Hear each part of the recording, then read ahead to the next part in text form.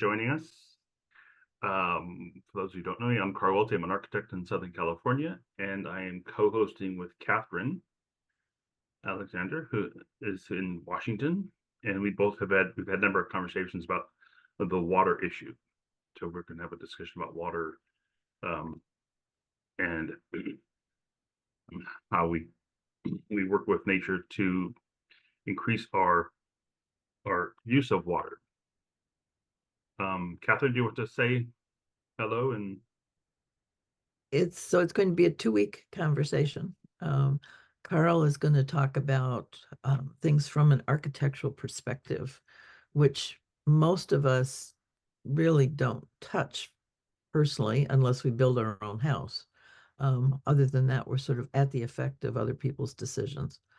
So Carl's going to talk about that and how that frames the world that we live in so often. And then I'm going to talk about what we as individuals can do actually about that. So,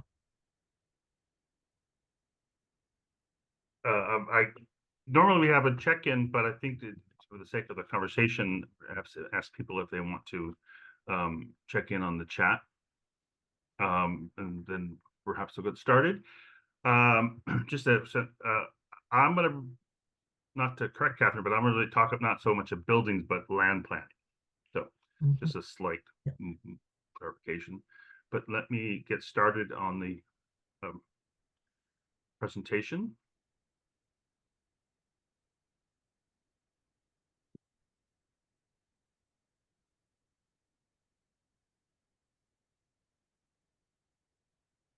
Yeah, and please do introduce yourself in the chat. It's really good for people to know who everybody is. And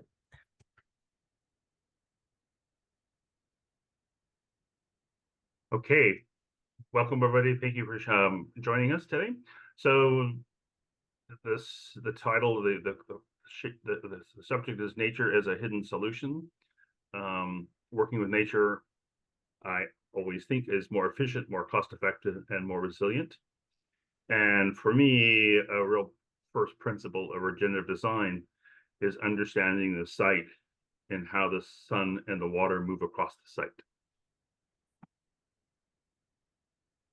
So working with nature versus imposing a disconnected geometric pattern over nature. Let me move my,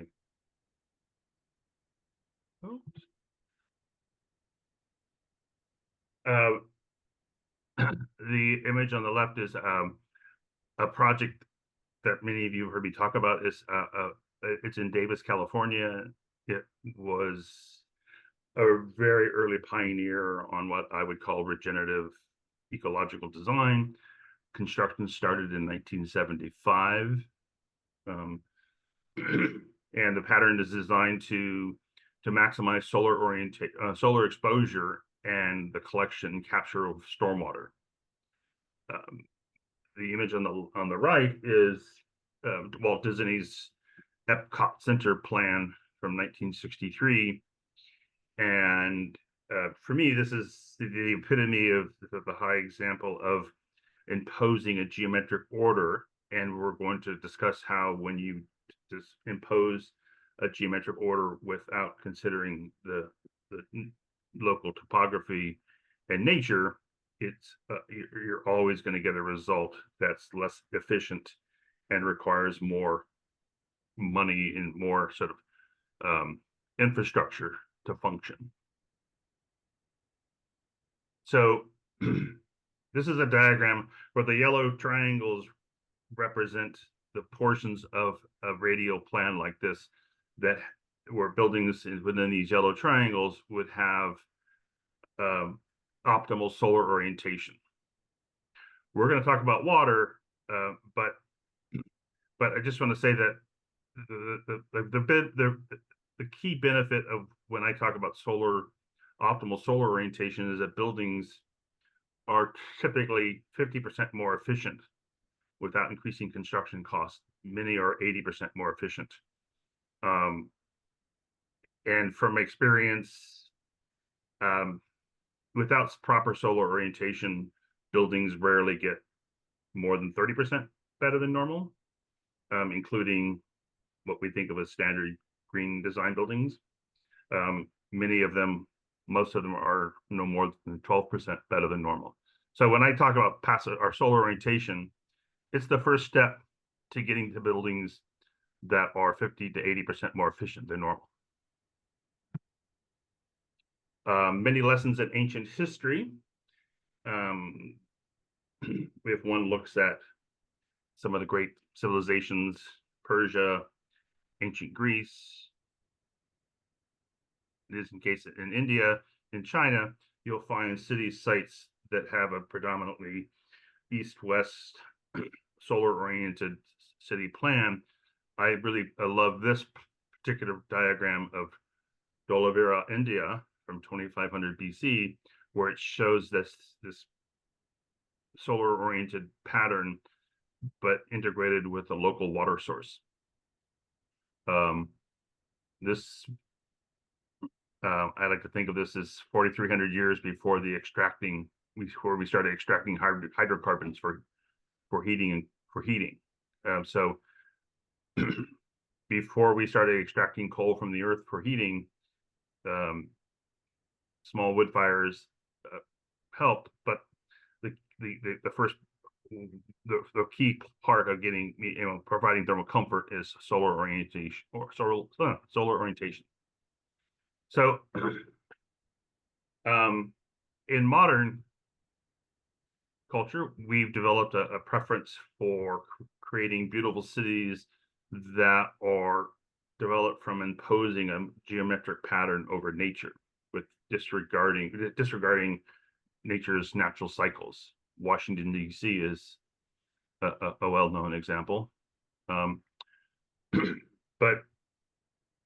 even within the thinking of building environmentally sensitive communities, you also find eco-villages and where people are imposing a geometric pattern over nature. Even there's examples. I mean, this is an example of creating a city plan or a community plan with sacred geometry. From my experience in ancient cultures, sacred geometry were not really used for an entire city plan without incorporating some aspect of the sun and water. Carl, Yes. and Yes, absolutely. Okay, so I really love this, and part of what we're trying to do is get us to understand how often we disregard and to notice the kinds of rationales that we have for making it okay to do that. And this is really such a good example. I mean, there's nothing wrong with sacred geometry. It's just wonderful. It comes from our highest good, and yet when we impose it on nature, it has unintended consequences. And our ability to be able to do, speaking of Washington and some of the other cities that he's talked about, gives us the justification for disregarding. We like to be proud of what we can accomplish, and architecture and city design is certainly an expression of that for us as a human species. So it's just wonderful to expand our capacity to do that, but we're not taking into account, and that it's very much that separated place that we come from, that we are able to act on things instead of in concert with things. And it's so insidious, and we can justify it in so many ways. So these are just great examples, Carl. I just love what you've done. Thank you. I appreciate that. And I always appreciate your insights. And so another example of a radial design, and forgive me if I offend people, but as an architect who has some clear opinions about and clear evidence of what works to make buildings and cities and communities more efficient with resources, is not a radial design. And again, for me, a radial design is kind of the epitome of the high point of imposing a geometry over nature. And happy to discuss this in more detail, but it's to me very clear that the more a pattern is the more abstract a pattern is overlaid over nature, there is increased grading cost and subterranean infrastructure cost. And And I'll talk adding about and um, adding trees doesn't help. yeah, trees that are located as almost like decoration without consideration of how the whole cycle works. Yeah, yes, it's trees and it's shade, but there's potential for more benefits. So the origin of the radial design city is 16th century Italian military towns. Um, and so the changing of military requirements, the invention of the cannon, and the Renaissance preference for rigid geometric patterns and imposing those over nature and citizens. Kathryn, you have some wonderful insights? So yeah, part of this comes from my values work because that especially the symbol on the city on the left is such an example of the felt need to be protected. And when we act from those values, from the fear of whatever, we create designs that support that fear. So you can see that often. It just makes such a difference whether you're protecting yourself from it or welcoming it. That creates a very different design. Yeah, I think that for me, this idea of starting with where how the sun and the water moves across the site is an act of welcoming nature, Yes, participating in exactly. nature. Yep. Um, Yep. so, and many of you have heard me talk about this in nausea, but so um, I, the origin of the Italian Renaissance's preference for precise geometric patterns begins with the invention of perspective, linear Western perspective in 1413, which created this thing that's behind of so much of how we think, where that this by imposing geometry or measuring nature through this precise pattern is required. Uh, but really, the painting at the bottom, it's one of three paintings titled "The Ideal City." So there's these paintings in the middle of the 1400s really established an aesthetic that became the boulevards of Paris and the boulevards of European cities, and what the goal was with the plan of Washington D.C. And very much in Western culture, the habit of the desire to create order unto nature through geometry is without regarding how natural cycles work, I think is rooted in this uh, um, way of thinking about the world. Carol, when you said create order, that just is so brilliant because that's our illusion is that nature doesn't have order, that it has to be imposed on it in order for nature to be ordered. And the arrogance that really speaks of in terms of who we are as Western folks. So I love that phrase. And we're gonna just to make a note that we're hoping to get through this in soon and have an open discussion. So um, Yeah. this is this is a project. It's in very close to where I live, and it's one of two examples in California um, that worked with these regenerative principles of how the water moves across the site and how the sun moves across the site.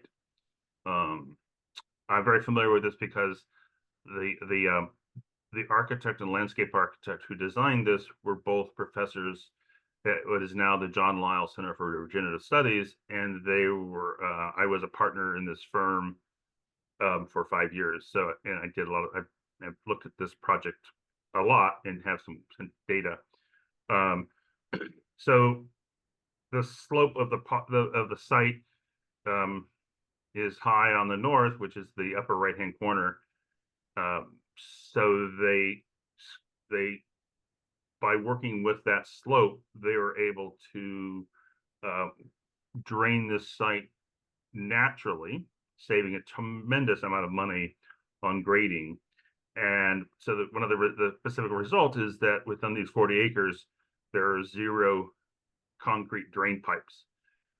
And for me, when I talk about concrete drain pipe, it rarely represents this infrastructure that's so often invisible to us, but it's the stuff that is buried underneath the ground, but it represents technology and mechanisms that make our cities work. And we're really hoping to have a conversation to show that if we work with nature, we can avoid that infrastructure and the cost of that infrastructure and the maintenance. and then in the middle of this development there's a park, and I should say everything, the entire site is designed as a part of how the water gets in the ground, but there's a park in the middle of it that has a dry creek bed that mimics nature.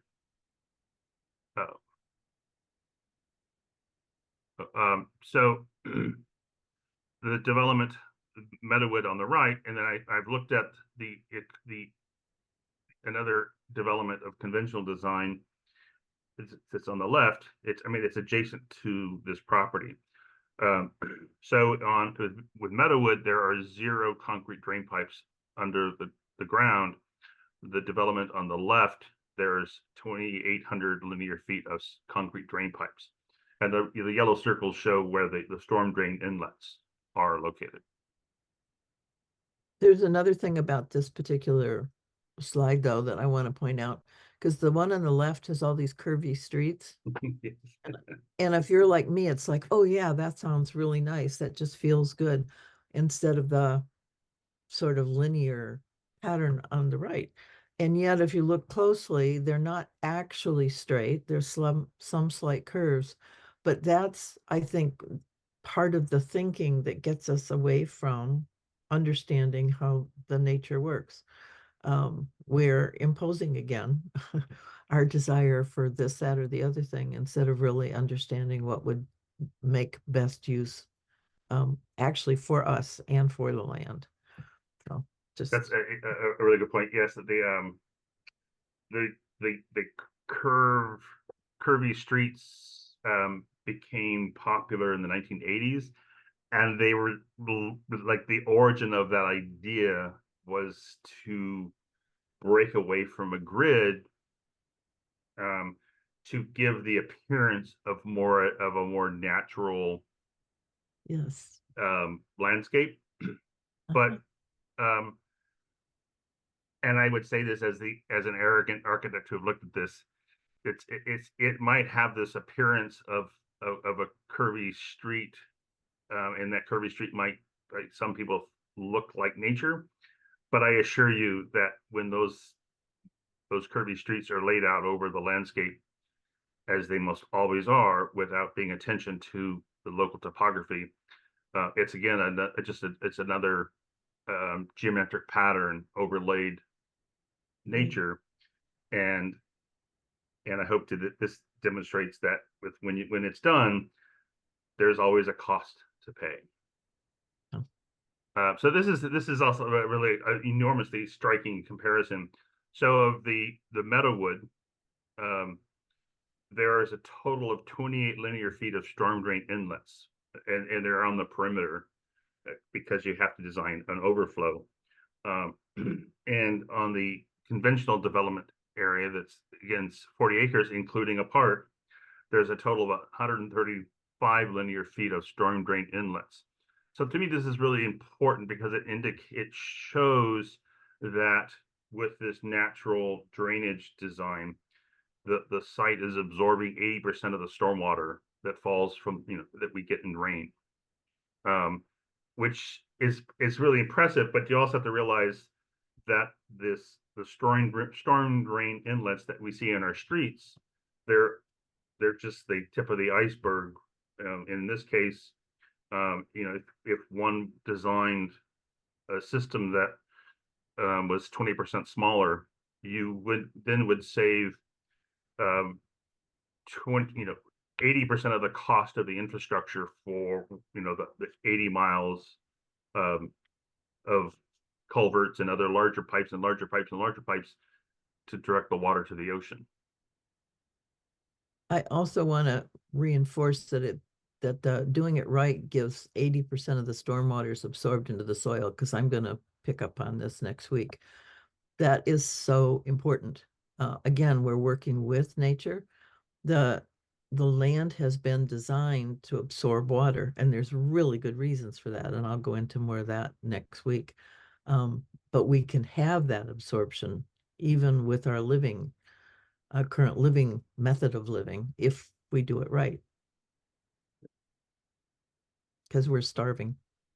Um, Um, this is a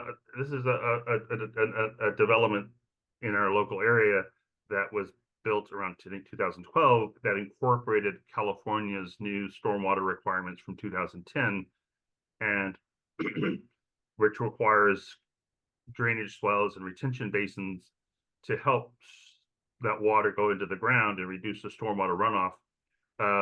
But the way we do it is still requires concrete drain pipes. And I include a picture. This is literally a picture from this development. And I hope that that's a pretty big pipe, and that's a pretty big pipe on not such a large area. So, but if you imagine if it's a 60-acre site, the pipes get bigger. And um, back to the radial design. So for me, it's very clear with radial designs disconnected from nature, it requires more work for grading, preparing the site, because you really have to create the site, make the site basically level. Um, and we perhaps have all seen developments start, and there's always big trucks and bulldozers and stuff shaping the land, and there's the cost of installing the concrete pipes. Just as a quick reference, the cost of site work and grading in America today is between $5 and $10 per square foot. So at $5 a square foot, a 40-acre site would cost $8.7 million. Um, and if you can simplify that grading, um, that $8.7 million can be significantly reduced.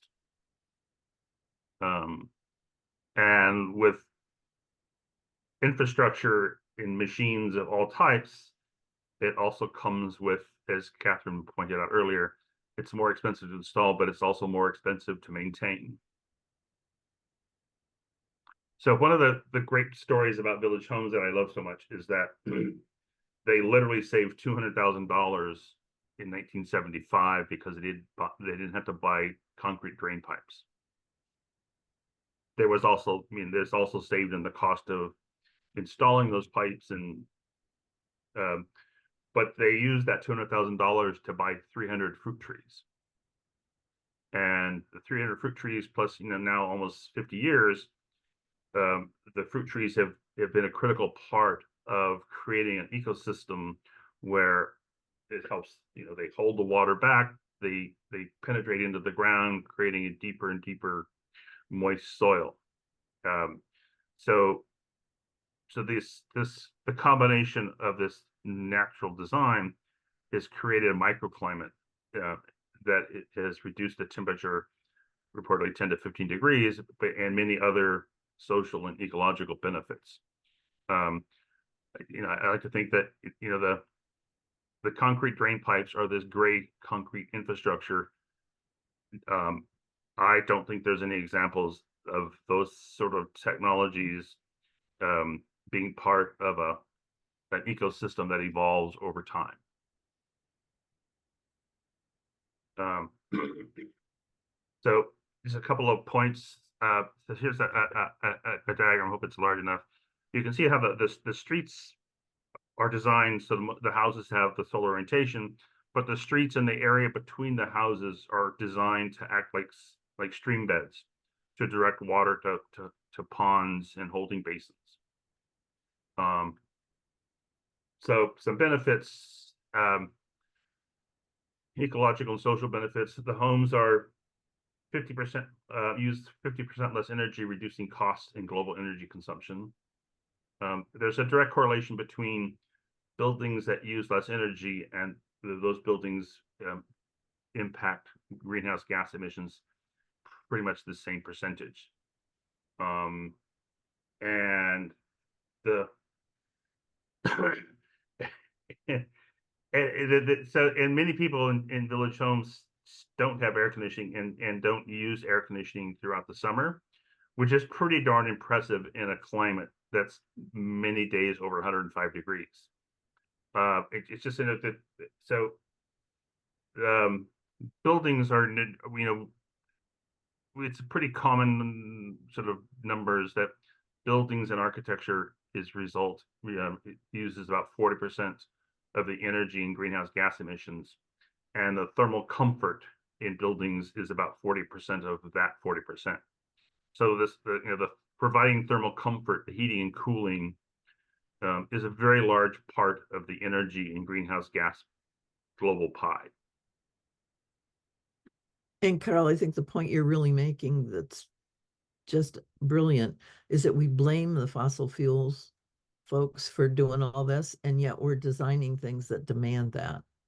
And we don't have to do it. If we change the way we designed and build, then the pull on the fossil fuels would be way much less.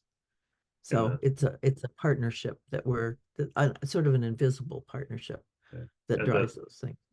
And the need for solar panels, which there's certainly a place for electric solar panels, but there's a lot of resources that come from questionable sources. That this is so note. So Village Homes was started construction in 1975. The Meadowwood, the project in Claremont, we probably started construction. I know it was finished in 1987. So in 75 and 85, these sort of great projects were started construction. So the big question is, why aren't there more of them? And a big reason why aren't there more of them is because we don't know about them. But we go to this preference for what we know, which is a geometric pattern. Quickly, so the way Village Homes works is that the space between the houses is sloped to these swells and drainage and holding ponds. As you see in the picture, the streets are designed to carry water into the landscape, and those 300 fruit trees are now very productive, providing many benefits to the community. So the brilliance of Village Homes is the master plan is it was a well-designed pattern that began with the understanding the water and the sun, but so the moist, healthy soil functions like a sponge that absorbs more water. So this is part of it. It's more resilient because of the healthy soil. It reduces the potential for flooding. Well, Another they just wonderful. had didn't they just have a 500-year water event? Well, I don't know. I know, and I've seen the It videos was, that in the end of yeah, 2021 there was a atmospheric rain event where they had 5 inches of rain in one day, and there's videos of these swells functioning very well. yeah, they had no flooding. Yeah, it's performed really well. Another wonderful story is the city engineers warned the designers and developers, the same people, that the site would flood without or modern concrete drain pipes underground. And they required the developers to post a bond because they were sure that flooding would occur. And 3 years after the development, there was a big storm event in Davis, and the Village Homes was one of the few neighborhoods in Davis that did not flood. So, nature's always better. So, and of course, with the fruit trees and the food forest, community harvest, shared amenities, it creates a community. Some people report that they get 70% of their food from the fruit trees, the grape vineyards, and each house has a designated garden plot.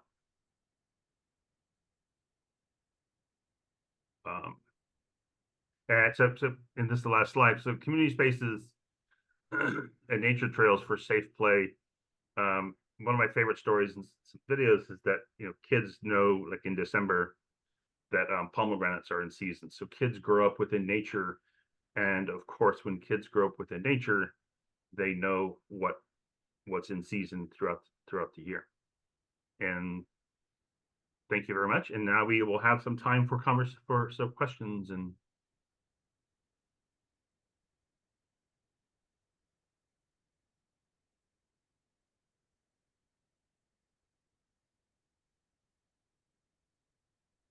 Any questions, insights, shared thoughts? Gratitude. How about that? Thanks for setting this up, Kathryn and Carl. That was awesome to hear. Thank you. I really appreciate it. Very inspiring. Thank you. I just wanted to maybe throw in that I just finished a review of the transcriptions for Adam Lobel, who's doing the Kumano Shindo project, where they have reversed the rivers from the straight lines that they channeled them into back to meandering rivers, and how that prevented flooding that they were getting constantly. And now that flooding is not there anymore because of the natural meandering nature of it, as opposed to the human design that they had tried to use. So yes, nature is a badass and knows what it's doing. Yeah, several decades ago, I was actively involved in the process reengineering movement that a lot of organizations went through. And I used to use the example of a frog, that we could re-engineer the frog's inside so that it went straight through, but was that really a benefit? The meandering has a purpose. The stories, the evidence of how nature works, or in my profession, they're quite extraordinary. Actually, I've learned from a friend who was doing some work with the restoring the LA River, and we hear that we're going to re-engineer the river to create more of a natural cycle. The reality is that all the concrete line areas, the water had already excuse me, have already started breaking up the concrete, and so the water was flowing underneath the concrete, and so it's not so much as re-engineering. It was also required much repairing because of nature was doing what nature does. It takes it back. Yeah.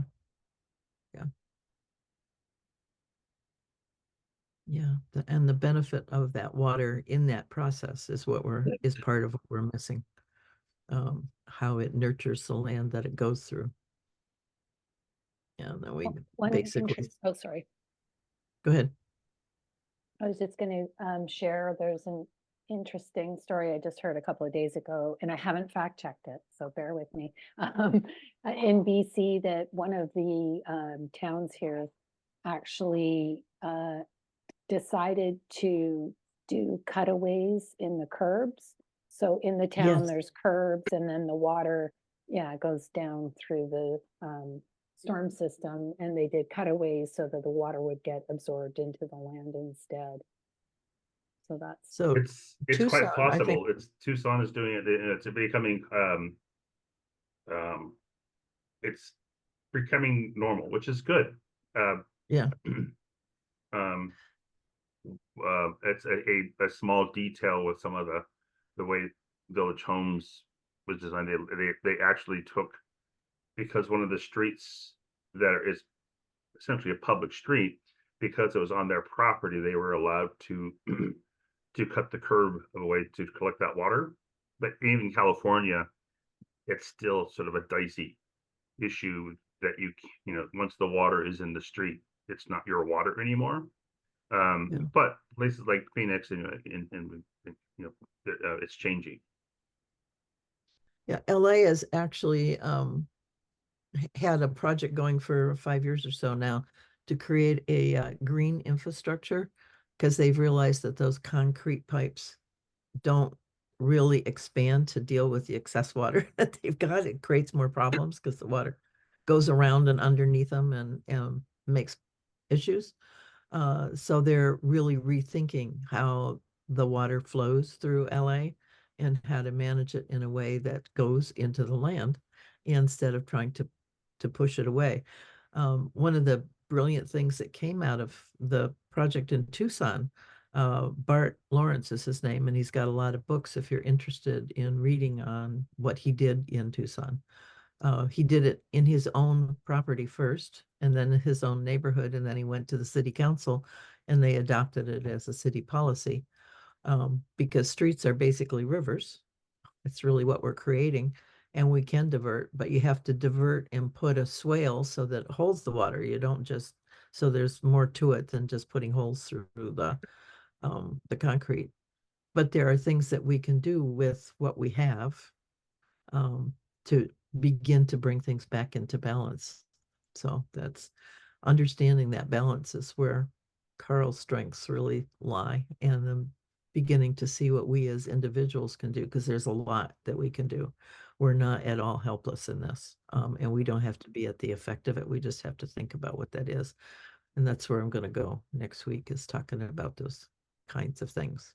Yep, Um, I would add to that, and Kathryn's in my conversations, and that the lessons from Village Homes, there's many features that are embedded in the planning of it, that it's possible to retrofit existing neighborhoods to create some of those benefits.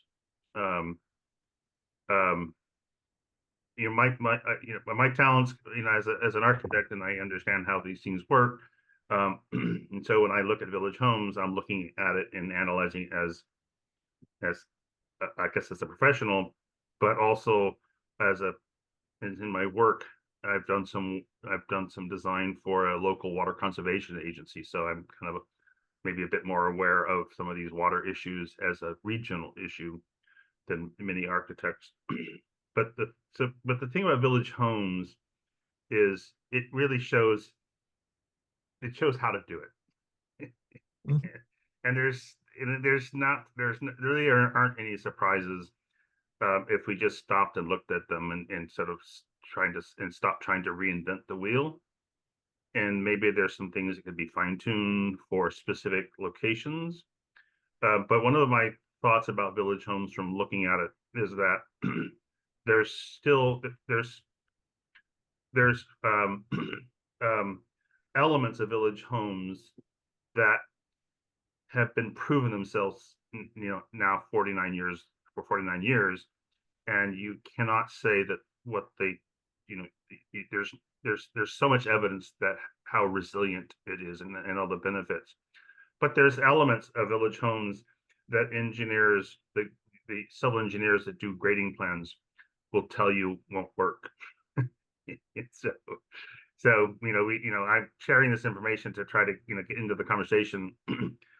That these things are possible, but the first step is to get out of our way and work with nature. Joe? Hi, thank you, Kathryn and Carl. This is great. And Mary Lou, that is so appropriately just amazing that you just asked about city repair in Portland, because that's where I lived from 2007 to 2020 and was involved with city repair. And I was actually going to bring up and ask about Carl, if you've worked at all with Mark Lakeman and Communitecture at all, and if No. not, I he's wonderful. Motion Mark Lakeman, he co-founded City Repair Project and is part of the Village Building Convergence, the 10-day annual, citywide. There's about 50 to 70 projects that happen. And some of them are just like community action plans where, neighborhood gardens are built, or intersection paintings, or cob structures to like build more community overlaying the environment. But the first thing that spawned this thought was that Portland has done a decent job with the bioswales and, carving out a lot of the neighborhood streets and sidewalks to accommodate like all that loss of water. And so it's just like a great example. And yeah, just hearing all this, I love this. And I remember your presentation last year around this, Carl. That was really great. So thank And you. and then yeah, and it just made me want to reach out to Mark and invite him into this conversation. He's such a brilliant guy and doing really incredible work up in Portland. And yeah. So if for any of you, I can share a link in the chat for the Communitecture, and yeah, City Repair Project is really great as well. And okay, so there was a question in all of this though that like prompted it all as well, is like those examples are so amazing, Davis and the other ones, and I'm just like, how do we undo what we've done though, right? Like, yeah, we can carve these bioswales and things like that, but it's like the amount of streets and infrastructure that's already everywhere in these major cities and suburbs and areas, it just feels like an impossible task. We'll And I talk don't want about to feel more. like totally like down about it, but I'm like, how do we undo, how we oriented all of our houses and all these buildings already, like we can't tear them all down and rebuild them. That would be ridiculous. So it's like, I don't know, is that a question that can even be answered? No, well, fortunately, we have we have Kathryn, the superpower, and she's going to talk about retrofitting existing neighborhoods for the water. Um, um, Kathryn, if you want to say, but I have some thoughts about retrofitting buildings for energy, but that's Yeah, I mean, we can't change the orientation of streets and that kind of stuff. That's kind of beyond it. But to Carl's point about water and soil, the two are really interrelated. You can't have water if you don't have soil. That's the truth of it. And that's something that we just don't get. And so cities are always designed worldwide to get rid of water. They're not designed to hold it. And so that's something that we can begin to think about, is how we hold water. And those are things that we as individual residents can do stuff about. That's what I'm going to talk about next week, because like I said, we don't have to be at the effect of this. If we understand what we're doing, we can really have an impact. Jed, I mean, those are really important questions and ideas. I'd like to think of myself as somebody who gets motivated by when lots of people say you can't do it. And this is not, so there's two parts to this integrated design pie. There's the energy part, and then there's the water part. And I've talked about the energy in if you're interested, I can talk more about the energy, specifically passive, solar oriented design. But both from personal experience, and if you Google, like, why aren't more architects doing it? Because they're not. God help me for saying this, but as far as I know, I have much evidence that if you don't have solar orientation, your building's not going to be more than 30% more efficient. It's never going to be 80%, regardless how much money you spend. But buildings that who have the correct orientation, these are buildings that are 50 to 80% better than normal, more efficient than normal, often without costing more money. With obviously the lifetime, the cost reduction energy over the lifetime is enormous. But so in addition to the water part and the energy part, happy to talk about people. I have some ideas how to retrofit existing buildings that are not that may not be part of the energy. The solar the street grid is not optimal, but there's ways to retrofit buildings also. And in short, I think that like probably 80% of the buildings built in California before 1978, commercial buildings, churches, synagogues, are on insulated concrete buildings, and those buildings could be retrofitted and eliminate the need for air conditioning within 40 miles of the coast, as an example. So there's if we step back and ask nature how to do it, it can be done, but we have to step back and ask her to or work with her. I just wanted to add one. Oh, go ahead. Sorry. Oh, I was just going to ask Anna to talk about Germany, but when you finish, Joe, and then we'll go to Anna. Okay, it was just coming back around to Mark and just thinking about these solutions and questions and a little bit of what you said, like why aren't they doing this? Mark, one of his favorite lines when he gives like presentations and talks is that he's ultimately come to the understanding that in order to get a lot of things done, we just really have to operate from the asking for forgiveness and not for permission mentality. At this point in time, we can't like wait for the bureaucratic like approval for a lot of these actions, and just to distill that into a really quick anecdotal story with City Repair and the village building convergence. They just did a street painting. Sorry, there's a rubbish truck behind me. I don't know if it's being muted out, but they did the street design painting beautification and put gardens around it without in the dark of the night the first year in 2000. And then the city was like, what are you doing? Like, what are you doing? And they're like, oh, do you want to clean this up? Do you want to get rid of this beautiful painting and the gardens and how we've made this a better thing? And they're like, well, no. And then so now Portland Bureau of Transportation is involved, and it's been like a reverse order of the policy being informed by the actions that were taken. So I guess the story is that like sometimes we can take these actions to create the change we need to make, so that then the policymakers and bureaucrats can be like, okay, this works, we're not going to undo it, let's just write the law now to make it work. Rubbish truck. But anyways, Anna, please, I'd love to hear from you. It's nice to see you as well.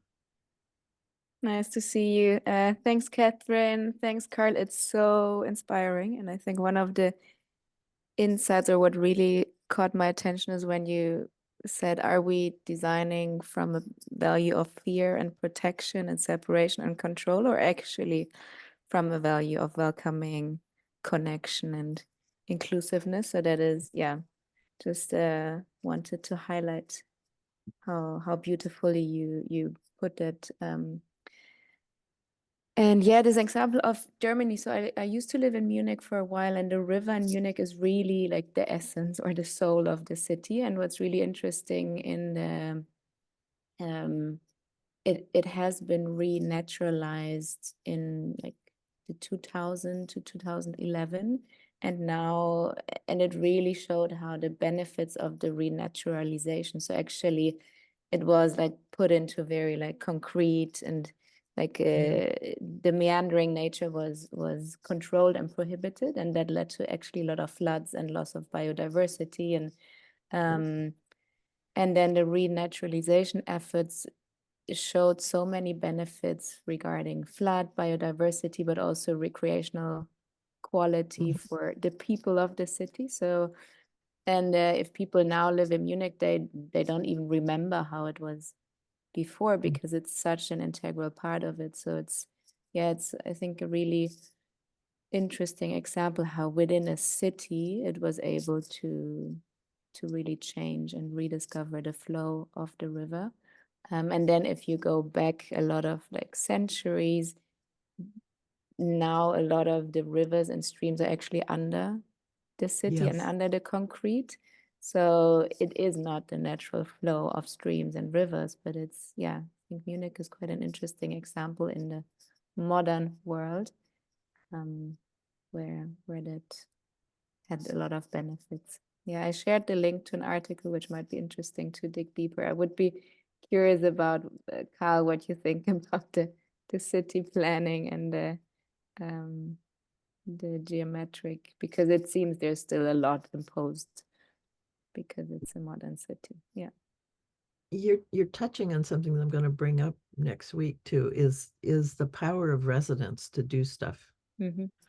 We can really interact with our governments, both in the states on a city level and on the state level. You really do have a lot more power than you think, but you just have to be vocal. You just have to do that.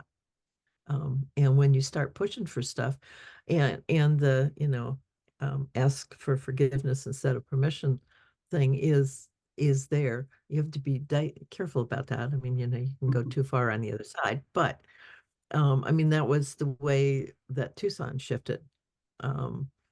Bert did his place, then he did his neighborhood, and then he talked to City Hall.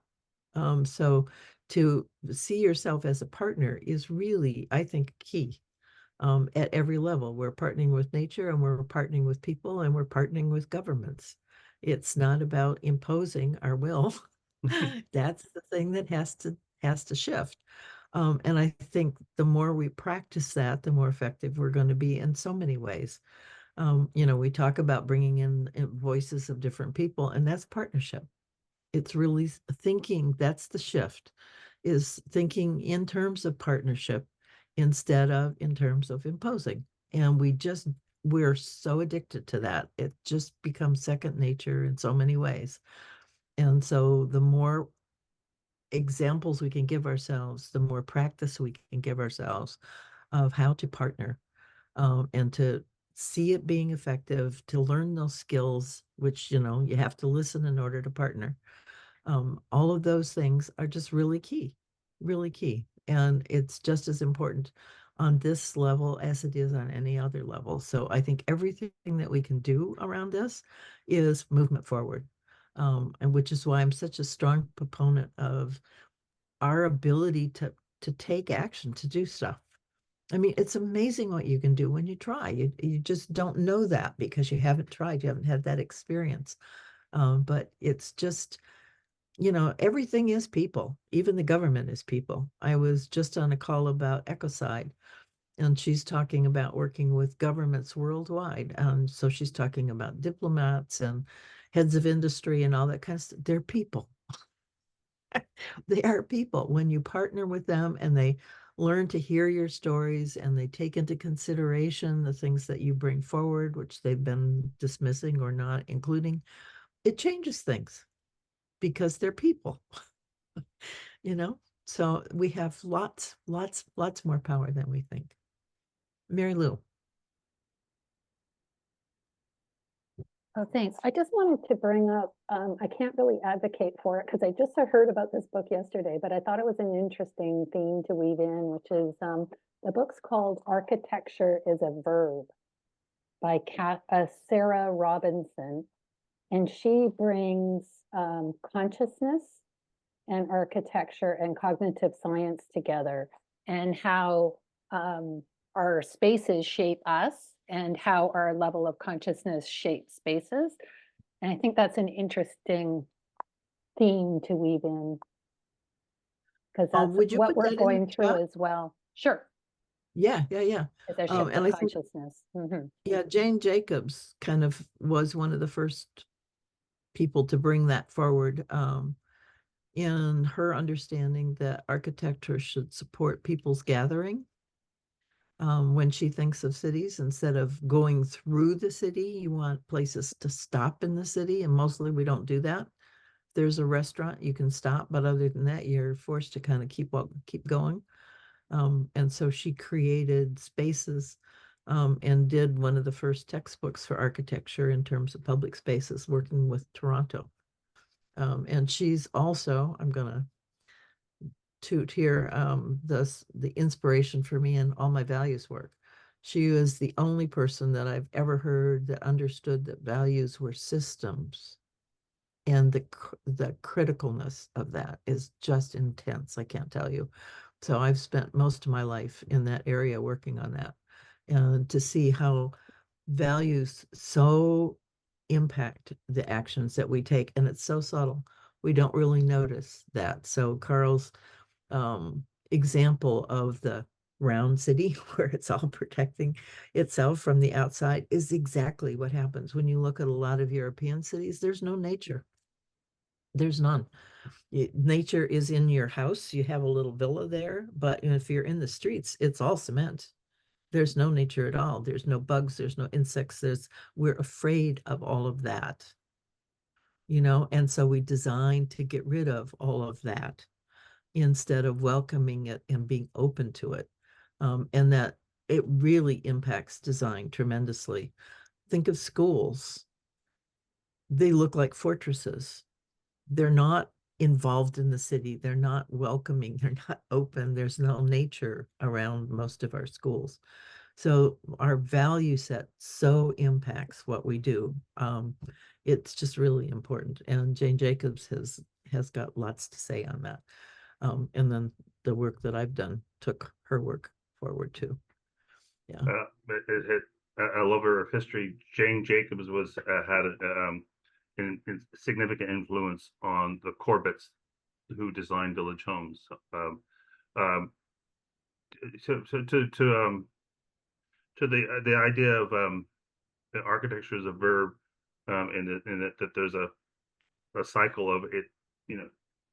We shape these spaces, and the spaces shape us. For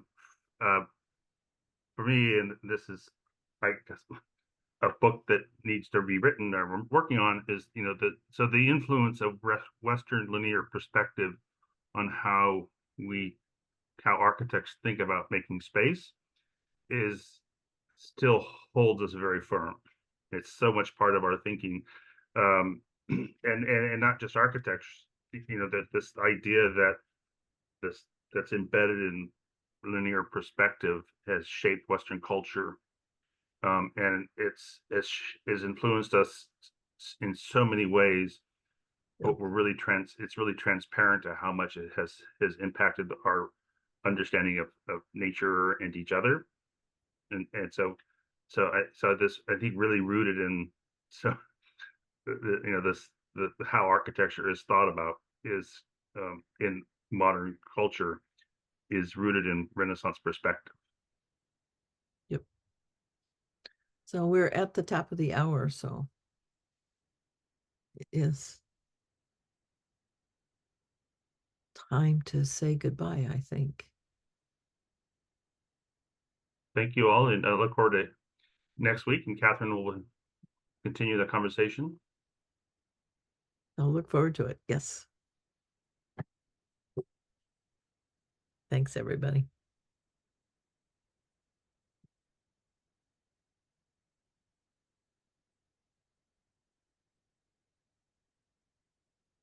So what'd you think? Good. I'm actually trying to figure out how the saving of captions seems to be. So the chat is the three No, buttons at the I bottom. saved the chat. I already saved the chat. Okay. And if we did the summary, then that will just come as an email. Yeah. But normally, when I've used the captions, there is a. Oh, did you use captions or summary? They're different. Well, I use both. Okay. And I'm